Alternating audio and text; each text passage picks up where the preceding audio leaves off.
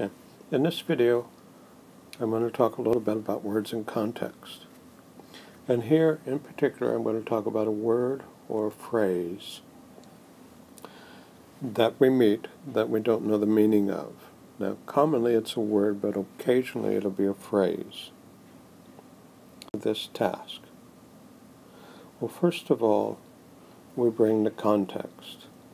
Now, the context is the words around the word.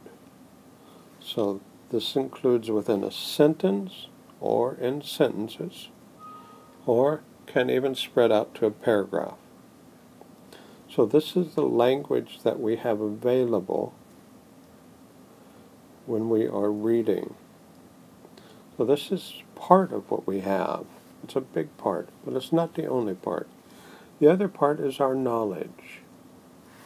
Okay, all of us bring to reading what we already know. Okay. And we bring, among other things, our experience, our world experience. We know how things work in the real world. It also brings our experience with reading and with language. So we can use both of these in addition to the context to figure out what the word means in context. So let's try it with an example. We have this sentence, or these two sentences, excuse me. Ashcroft relates a story concerning the directors of a new tunnel under the Thames who held a celebratory banquet as the tunnel neared completion. To their consternation, and consternation is the word we're focusing on, their champagne failed to fizz when it uncorked in the compressed air of the tunnel. Now, our language knowledge says that this is a noun.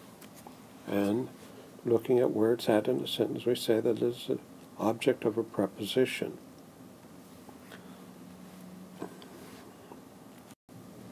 Now, if it is a noun, we know that the meaning that we are trying to get out of it should also be a noun.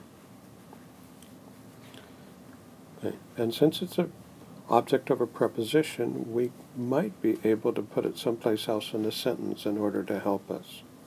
So if we look at this, their champagne failed to fizzle, well, we could put their consternation there. Okay, now let's look a little bit further and call upon our real-world knowledge. So we're talking about a celebratory banquet, so we're talking about a happy occasion. Something good happened, and that's the tunnel nearing completion. And we also have certain knowledge about champagne. And part of our knowledge about champagne is that it fizzes. In other words, it has lots of bubbles when we open it. And that's one of the reasons that we use champagne for celebrations. So, when it says that it failed to fizz, and this is not what they expected, then consternation has something to do with that. So if it failed to fizz and they expected it to fizz, then they're probably surprised. So we could say that consternation probably means surprise.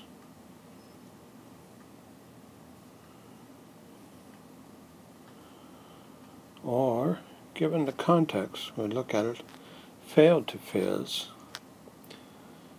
they're probably disappointed. So they were expecting something and it didn't happen. So we're talking about disappoint or disappointment when we talk about the noun.